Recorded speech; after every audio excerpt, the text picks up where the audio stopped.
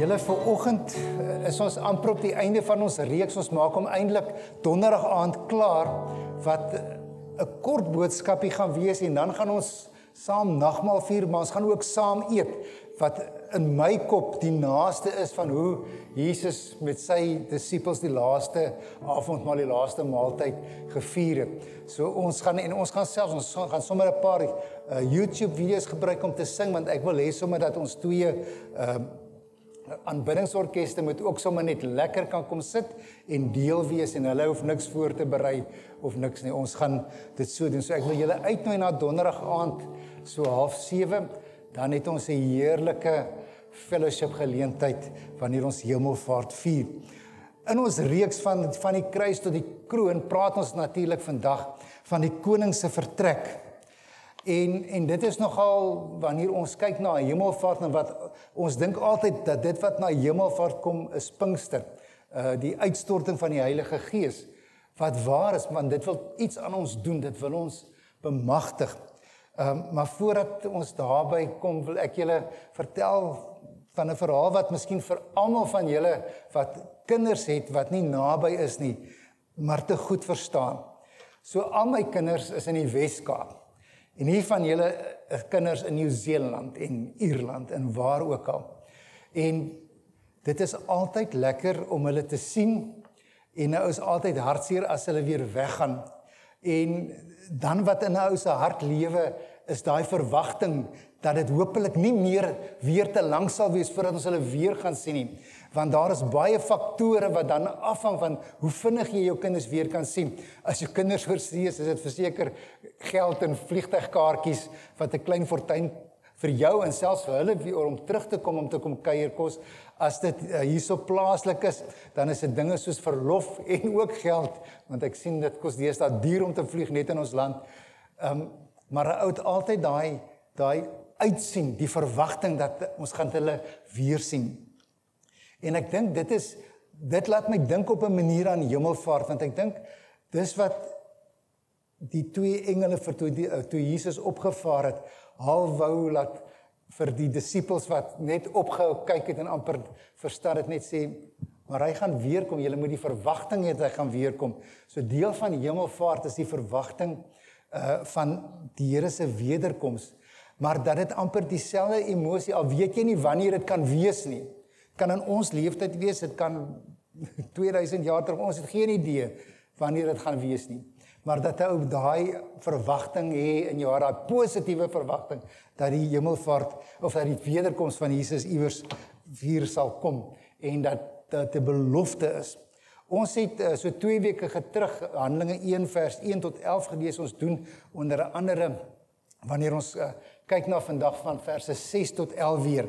So ek wil dit graag vir ons saam lees en ek lees dit uit die 2020 vertaling. So as jy nog die 83 vertaling of selfs die 53 mag hy so hier en daar van woorde verskil. 2020 vertaling is ook 'n redelike direkte vertaling. Toe hulle bymekaar was, het hulle hom gevra, Here, gaan u in hierdie tyd die koninkryk vir Israel weer oprig? Maar hy het hulle geantwoord, dit is nie vir julle om die tye en spesifieke geleenthede te ken, wat die Vader in sy eie mag bepaal het nie. En dan weer eens daai bekende vers in Handelinge 1 vers 8, maar julle sal krag ontvang wanneer die Heilige Gees oor julle kom, en julle moet my getuies wees in Jerusalem, in die hele Judea en Samaria en tot aan die uiteinde van die aarde. Toe hy dit gesê het, is hy opgeneem terwyl hulle toe kyk, en 'n wolk het hom uit hulle gesigsveld weggeneem. Terwyl hulle, soos hy weggaan, stip na die hemel bly kyk, staan daar met eens 2 mans in wit klere by hulle en vra, Galileërs, waarom staar julle na die hemel? Hierdie Jesus, wat van julle na die hemel weggeneem is, sal net so terugkom, soos wat julle hom na die hemel sien weggaan het. As ons moet afskop vandag, dan wil ek 2 dinge sê. Die eerste een is dat in hierdie verhaal lyk die Hemelvaart eintlik na die einde. En in 'n manier is dit die einde van Jesus se bediening. Maar dit is meer as net die einde, dit is 'n begin. En dit is 'n begin vir ons wat agterbly. En ek dink dis wat die disippels moes gesnap het en toe hulle dit gesnap het en gewag het op die Heilige Gees, is een van die resultate daarvan dat ek en jy vandag as heidense gelowiges hier in die kerk kan sit en die Here dien. Die tweede ding wat ek sê, dis 'n einde maar ook 'n begin, is die feit dat Jesus vertrek, maar dan kom hy en hy kom bemagtig ons met sy Gees. Terwyl hy as volledige mens op aarde gebly het, was hy soos ons net op een plek op 'n slag. Maar toe hy opgevaar het, het hy vir ons die Heilige Gees gegee, sodat hy by ons teenwoordig kan wees, so baie soos wat daar kinders van die Here is. Maar kom ons staan so 'n bietjie stil by 'n paar verse in hierdie gedeelte. Ons sien daar so in vers 6, dat die disippels verwag nog steeds 'n aardse koninkryk. Ons het 2 weke bietjie daaroor gepraat. Maar ons sien dat Jesus roep hulle tot 'n hemelse sending. Hulle moes verstaan dat Jesus se roeping is baie, baie groter as om net die Romeine te wen en weer, ek wil amper sê, 'n Israeliese koninkryk te stig. En dan sien ons dat al die teksgedeeltes na Jesus se hemelvaart wil een ding vir hulle sê, hulle moet iets doen, maar hulle moet wag tot hulle toegerus word.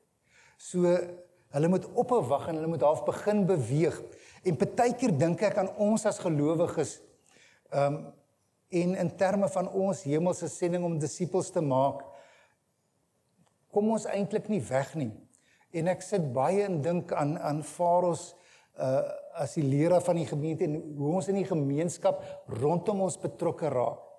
Dan besef ek, dit is baie lekker vir ons om hierso deel van die gemeente te wees en ons ken almal mekaar en ons is lief vir mekaar en ons kuier lekker saam. Maar op 'n manier het ons miskien omdat ons in ons kerklike, hoe jy kerklik groot geraak is, nie ooit toegerus is om half uit te reik nie. Of jy dink dit is so 'n moeilike ding, jy kan met niemand praat nie. En dit is eintlik so maklik, en weet julle, dis wat die Andries Kraal uitreik so iets besonders maak. Want jy kan kom help om die koninkryk uit te brei daar op Andries Kraal, al kom maak jy net toebroodjies vir die personeel, dan bemagtig jy hulle om hulle werk te kry. Evangelisasie werk het baie forme. Party ouens vertel, party ouens rus toe. Maar op die ou einde word die koninkryk van God gevestig en elkeen van ons het 'n storie. Oor die Here, oor getrouheid. En dit is so maklik net om jou storie te vertel. Ons dink ons moet al die oortuigingswerk moet doen. As ons kyk na vers 7, dan sien ons dat vers 7 vir ons nie fokus op wanneer nie, maar op wie. Want hulle soek 'n antwoord by Jesus. Wat gaan nou gebeur? En dan sê Jesus, nee, dis die Vader wat in sy eie mag bepaal. Ons roeping maak nie dat ons in beheer daarvan is nie. God is in beheer. Maar van ons word gehoorsaamheid gevra. En dit is soms moeiliker, julle. Om net gehoorsaam te wees. Want om gehoorsaam te wees, moet jy baie seker wees. Jy weet waaraan jy gehoorsaam moet wees. Ons het die algemene openbaring van die Here, wat natuurlik die woord van God is. Maar die Here praat ook met ons individueel. En wat help dit as ons sê ons is gelowiges, maar ons gehoorsaam dit nie? Roep die Here jou miskien om betrokke te raak? Ek noem nou Andries Kraal as voorbeeld, want dis nou die volgende evangelisasie veldtog. Moet jy miskien bydra tot dit? Moet jy miskien proviant skenk? Moet jy miskien saamgaan? Daar gaan met kindertjies gewerk word, ons gaan hande nodig hê, die personeel moet versorg word. Daar is soveel maniere, en dis waarom ek vir jou wil uitdaag. Vat 'n blaadjie agter daar so in die kerk wat vir jou alles vertel oor die Andries Kraal uitreik. Want miskien roep die Here jou om daarso betrokke te raak. Maar dan moet jy leer om te reageer op die stem van die Heilige Gees. Vers 8 is natuurlik hierdie wonderlike, bekende vers van julle sal krag ontvang as die Heilige Gees oor julle kom, en dan sal julle my getuies wees. En julle daarin lê die kruks van getuie wees. nie oortuigers wees soos ons 2 weke gelede gesê het nie, maar getuie wees, dat ons moet wag op die Heilige Gees, ons moet wag dat die Heilige Gees ons bemagtig, sodat ons nie moedeloos en moeg raak langs die pad nie. En ek beleef dit baie keer hoe mense moedeloos raak. Die woordjie wat daarin gebruik word is dynamiskrag. Die krag wat die Heilige Gees vir ons gegee is dynamiskrag. Nou, dinamietkrag is eksplosiewe krag. Dis nie Mickey Mouse krag nie. Dit is kragtig. En ek dink, wanneer ons in 'n verhouding met Jesus staan, en ons verstaan hoe dit werk, kan ons funksioneer in daardie krag, kan ons vervul word met die Heilige Gees, sodat ons kan werk met eksplosiewe krag. Ek weet nie of julle al gesien het wanneer hulle oop groefmyne skiet met dinamiet nie. Dit is verskriklik. Dan dink ek net, daai krag, eksplosiewe krag, wat daai radikale verandering in die grondrosformasies maak, is tot ons beskikking. En ek dink baie kere is ons onkunde oor die Here se woord die rede dat ons nie kan vloei in daardie krag, as ek dit so kan gebruik nie. Want daardie krag is die krag wat jou bekwaam maak as 'n gelowige. Daardie krag is die krag wat maak dat jy nie moeg sal raak langs die pad nie, dat jy nie sal uitsak nie. En dat dit oorgenoeg is. In die wêreld, veral in die teologie, en dit maak my partykeer bang, gaan mense net akademies met die woord van God om. En maak verhandelinge, en dan is daar selfs mense wat nie gelowig is nie, wat teologie as 'n vak neem, en hulle kry doktorsgrade daarin, maar hulle verstaan nie die kern van waaroor ons geloof regtig waar gaan nie. Want dis nie 'n kopding nie, dis nie 'n hartding nie, dis jou totale mens, dis kop, hart en wie jy is. En dat die Heilige Gees eintlik die een is wat jou bekwaam maak. Nie jou geestelike geleerdheid nie.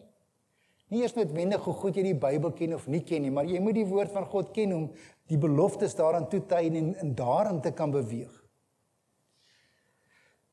Julle, en dan sien ons in vers 9, begin ons die skuif sien juis waaroor vandag gaan, dat Jesus opvaar na die hemel. En dat ons sien, en dit is was my so kosbaar, ons het 2 weke gelede ook ietsie daaroor gesê, dat in die dag, hoe was God se teenwoordigheid oor die Israeliete toe hulle getrek het. Dit was in die vorm van 'n wolkkolom. En nou sien ons dat dit 'n wolkkolom is, wat Jesus kom wegneem, dat ons kan sê dat die teenwoordigheid van God die Vader, Jesus laat opvaar het na die hemel. En dan kan ons weet, wat gebeur nou? Nou word hy verheerlik, en nou regeer hy. En dis nie dat ons reeks se naam was, van kruis tot kroon, want dis die roete wat ons in hierdie Mei maand met mekaar gestap het. So selfs al voel dit vir jou somtyds, waar jy ook al is, dat die Here ver van jou is hy nog steeds die koning, nee. En dan sien ons in vers 10 en 11, die engele wat kom en vir en ek kan net sien hoe hulle vergaap het aan wat nou gebeur. Jesus wat opvaar na die hemel en hulle eintlik verstar bly staan en staar en nie weet wat nou nie. En dat die engele vir hulle kom sê, maar hy kom terug. So, hou op om so te stop en te staar, maar begin iets doen. Julle het 'n opdrag gekry in vers 8. Julle moet na Jerusalem toe gaan, julle moet gaan wag op die belofte van die Vader. En dan sien ons dat Jesus stuur sy volgelinge om sy getuies te wees, nie sy oortuigers te wees nie. Om eintlik die betekenis van die hemelvaart nog beter te verstaan, is daar in Efesiërs 1 vers 20 tot 23 eintlik hierdie pragtige woorde, en ek lees eintlik van vers 17 vir ons saam in die teks, waar Paulus dan aan die gemeente in Efese die volgende skrywe, amper sy gebedskrywe, dan skryf hy, dan bid ek, dat die God van ons Here Jesus Christus, die Vader van die heerlikheid, vir julle dit sal gee. En dan sê hy, wat is dit? wat hy bid dat hulle sal kry van God die Vader. Geestelike wysheid en openbaring, wat in die kennis van hom wat bestaan, en dat die oë van julle harte verlig mag wees, sodat julle kan insien wat die hoop is wat sy roeping bied, wat die heerlike rykdom van sy erfenis vir die heiliges behels. En dan die gedeeltetjie in terme van Jesus se opstanding, wat die onvergelykbare grootheid van sy mag is, vir ons wat glo ooreenkomstig die werking van sy groot krag, wat hy uitgeoefen het in Christus, toe hy hom uit die dood opgewek het, en hom laat sit aan die regterkant van die hemele, bo elke owerheid en gesag en mag en heerser, ja, bo enige naam wat genoem word, nie alleen in hierdie bedeling nie, maar ook in die toekomstige. Hy het alles onder sy voete gestel, en hom aan die kerk gegee as hoof oor alles. Die kerk wat sy liggaam is, die volheid van hom, wat alles en almal vul. Ons sien dat met Jesus se hemelvaart, het hy nou die koning van die konings geword. Hy het die posisie van absolute mag en gesag aanvaar. Hy is verheerlik. Hy sit nou aan die regterkant, hy regeer saam met God die Vader. So ons sien hierso 4 dinge wat belangrik is. Hy's verhoog tot die regterkant van die Vader. Ons sien hy's bo alle magtes en gesag verhef. Alles is aan hom onderwerp in hierdie bedeling en alles, met alles in die skepping. En hy is, en dis die kosbaarste, hy is aangestel as hoof van die kerk. So dit beteken eintlik dat Jesus se vertrek, nie sy afwesigheid verteenwoordig nie, maar eintlik, as ons kyk na Efesiërs, 'n uitbreiding van sy regering kom aankondig. Hy heers nou oor die heelal vanuit die hemel. Wanneer ons oor hemelvaart praat, is daar natuurlik 'n paar teologiese implikasies wat ek dink belangrik is.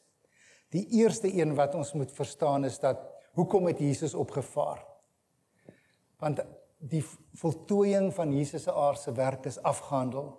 Sy laaste woorde aan die kruis was, dit is volbring. Die opstanding het hierdie woorde bevestig en die hemelvaart van Jesus het dit net kom, ek wil amper sê verseël. Die tweede ding wat belangrik is Jesus kry nou 'n nuwe rol. En dit is wat so wonderlik is. In Hebreërs 4 vers 14 tot 16 lees ons dat hy nou die hoëpriester is, wat vir ons intree. Hebreërs 4 vers 14 tot 16 stel dit eintlik so mooi, dat ons nou, ek dink aan vers 16 wat sê, laat ons dan nou met vrymoedigheid tot die troon van genade nader, sodat ons ontferming en genade kan ontvang, om op die regte tyd gehelp te word. Romeine 8 vers 34, Romeine 8 is 'n wonderlike hoofstuk oor die Heilige Gees. Dan staan daar, wie sal ons veroordeel? Dit is Christus wat gesterf het, meer nog wat opgewek is, wat aan die regterkant van God sit, en dan hierdie woorde, en wat ook vir ons intree. Dink nie daaraan. Maak nie saak wie jy is nie, maak nie saak waarmee jy doen nie, maak nie saak waarmee jy stoei nie. Jy het 'n voorspraak by God die Vader. Die woord kom sê vir ons, jy het iemand wat by die Vader vir jou intree. Miskien voel jy jou gebed is krom en skeef, dit verwoord nie regtig waar wat jy in jou hart sit, voel nie. Dan moet jy weet, Jesus aan die regterkant van God tree vir jou in. Sorg dat jou gebede wonderlik by die Vader uitkom. Die derde teologiese implikasie wat vir ons wat agtergebly het nadat Jesus opgevaar het, is natuurlik die belofte van die Heilige Gees, die stuur van die Heilige Gees. Dink aan daai wonderlike woorde wat Jesus in Johannes 16 vers 7 sê, wat hy sê, dis vir julle voordeliger dat ek weggaan. As ek nie weggaan nie, sal die Parakleet, met ander woorde die Heilige Gees, nie kom nie. As ek weggaan, sal ek hom na julle toe stuur. Jesus se hemelvaart was nodig, sodat die Heilige Gees kon kom. En dis nou binnekort die Pinkstertyd wat ons ingaan. Jesus kon net een plek op in sy aardse vorm, net op een plek op 'n slag was. Nou kan hy met die Heilige Gees wat in sy kinders woon, enige plek op hierdie aarde wees en is dit nie 'n ongelooflike belofte nie. En dan die vierde teologiese implikasie wat ons lees in Johannes 14 vers 1 tot 6. In vers 2 lees ons waar Johannes 13 het Jesus sy disippels vertel, kyk, ek gaan nou weg. En ons kon sien en die verhaal in Johannes sê, hulle was ontsteld in hulle harte gewees dat Jesus nou hierdie aankondiging maak. En ou kan dink, jy weet, hulle wil nie van hom ontslaag geraak het nie. En dan verduidelik Jesus wat hy gaan doen. Dan sê hy, in die huis van my Vader is daar baie woonplek. As dit nie so was nie, sou ek dit vir julle gesê het, ek gaan hom vir julle plek voor te berei. En as ek gegaan het, kom ek terug en sal julle ook na my toe neem. Dis die vierde en seker een van die mooiste teologiese implikasies van Jesus se hemelvaart is, hy het vir elkeen van ons 'n plek gaan voorberei. Ons is hemelse burgers. Dit is ons eintlike plek. Ons is maar bywoners hier op aarde. Julle maar soos altyd, ek dink dit is Simon Sinek, so 'n sosiale kommentaar, groot ou in Amerika, wat eintlik ongelooflike goed skryf, maar ek het 'n videoetjie van hom gekry oor hy sê oor why. Dat wanneer hy met firmas of wat ek al konsulteer, dan vra hy, hulle moet die why vraag kan antwoord. Waarom is jou produk beter? Waarom moet mense by jou koop? So as ons vir mekaar sê, nou maar goed, wat maak alles saak wat ons tot dusver vir mekaar gesê het? Wat beteken dit vir ons wat agterkom? Wat is die waarom daar agter? Dan kan ek sê, daar's 'n paar dinge. Die eerste een is, ons het nou 'n verteenwoordiger in die hemel. Iemand wat vir ons pleit, iemand wat met ons empatie het, iemand wat ons stoei as mense omdat hy self waarlik mens was, so goed verstaan. Jou bekommernisse, jy het 'n verteenwoordiger wat dit vir jou dra by die Vader. Die tweede ding is, en dis 'n realiteit wat ek dink ons nie altyd beleef en ervaar nie. En ek vir die Here wysheid vra oor hoe kan ons, selfs as 'n gemeente, korporatief, meer van die Heilige Gees se teenwoordigheid en krag beleef. Want ons het toegang tot 'n krag wat veel groter as ons is, wat veel groter as ons krag is. Dieselfde krag wat Jesus uit die dood uit opgewek het, is tot ons beskikking. En die rede dat ek sê ons verstaan nog so min daarvan, want as ek kyk na die kerk in die eerste 2-3 eeue, hulle het iets van hierdie krag verstaan. En tot vandag toe julle, en daar was wonderlike herlewings, het die kerk van Here Jesus nog nooit gegroei, soos in die eerste paar eeue nie. Hy het eksponensieel ontplof, want hulle het iets verstaan van die teenwoordigheid en die krag en die wysheid van die Heilige Gees. En dan, ons lewe met 'n ander perspektief, ons lewe met 'n hemelse perspektief. Die hemelvaart kom herinner ons dat ons plek wat Jesus gaan voorberei is in die hemel. Ons is hemelse burgers. En ons het al vir mekaar gesê, maar jy kan nie so heavenly minded wees dat jy of no earthly good is nie. Al is ons hemelse burgers, het ons 'n taak en 'n opdrag hier. Dis hoekom ons getuies. Ons is volgelinge van die Here Jesus. Ons sit, omdat hy opgevaar het, sit ons sy werk ver op die aarde voor. Ons is sy verteenwoordigers.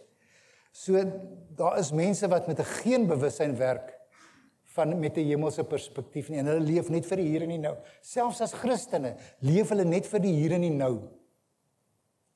En dan kry jy in julle, ons het dit 2 weke gelede vir mekaar gesê, ons almal ken mense wat so heavenly minded is, dat hulle regtig waar of nou earthly good is nie. Hulle kop is daar in die hemel, en hulle vergeet dat hulle het 'n opdrag hier op aarde. Hulle gaan hulle hande hier op aarde ook 'n bietjie moet vuil maak vir die koninkryk. So, ons het 'n seker hoop vir die toekoms. Die belofte wat die engele gee, so seker as wat julle hierdie Jesus sien opvaar na die hemel, so seker gaan hy weer terugkom. Dis die sekerheid van Jesus wat terugkom, al weet ons nie wanneer nie. Dis nie belangrik dat ons sal weet wanneer nie. Al het mense al deur die eeue verskillende dag en datums bepaal. Kan julle nog onthou julle wat oud genoeg is rondom die draai van die eeu en die millennium bak wat in die computers was.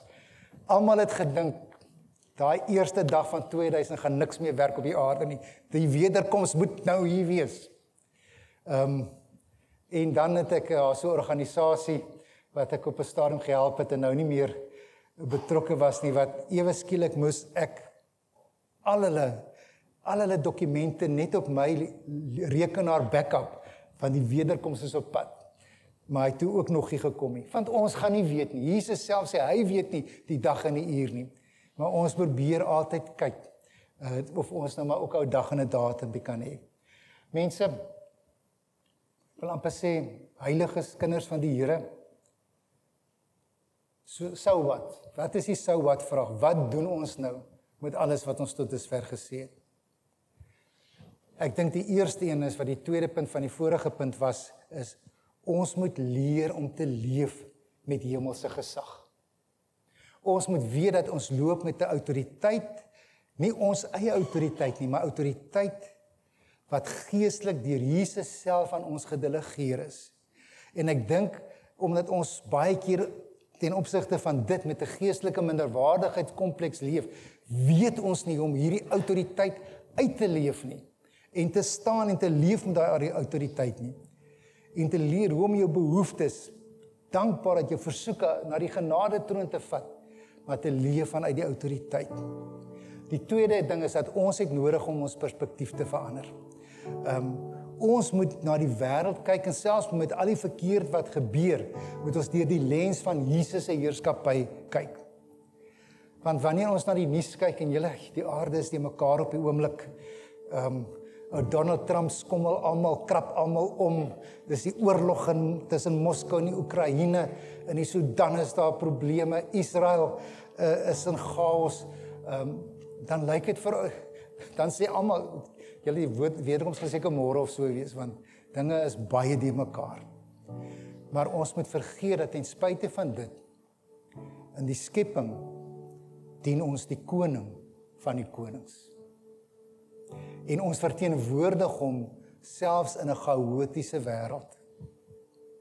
En ons moet leer om hom reg te verteenwoordig, dat hy op die troon is. En ek bely dit, dat baie keer dan slurp die negativiteit my in die politiek van ons land en van die wêreld. En dan besef ek, maar ek leef nie met hierdie lens van die koning Jesus se heerskappy nie. En dan leef met 'n verwagting.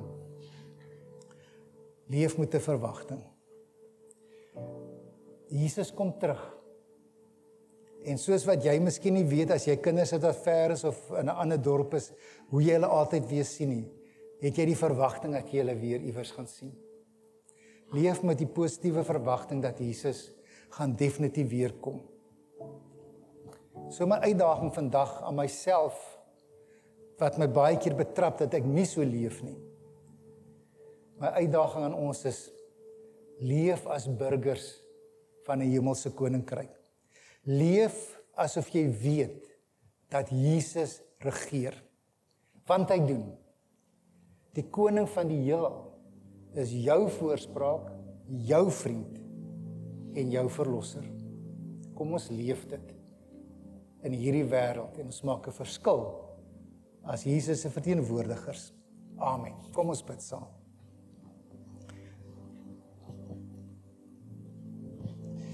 Hemelse Vader, Hemelvaart het alles kon verander. Die kruis het 'n kroon geraak. En u kinders het verteenwoordigers van daardie kroon geraak. Met die gesag en die autoriteit om 'n verskil te word. Jesus se missie het ewe skielik ons missie geraak, ons wat agtergebly het. Mag ons daai missie onverskrokke lewe. Mag ons betrokke raak by die dinge van die koninkryk. Mag ons lewe met die autoriteit en die krag en die wysheid wat die Heilige Gees tot ons beskikking stel. En mag ons lewe met 'n verwagting dat ons is hemelse burgers. Ons paspoorte is hemelse paspoorte. Here, en waar ons donderdag aand Hemelvaart gaan vier, mag dit sommer die vaslegging van vandag se woord wees. Ons bid dit in Jesus se naam. Amen. Julle kom ons staan, ontvang ons die seën van die Here.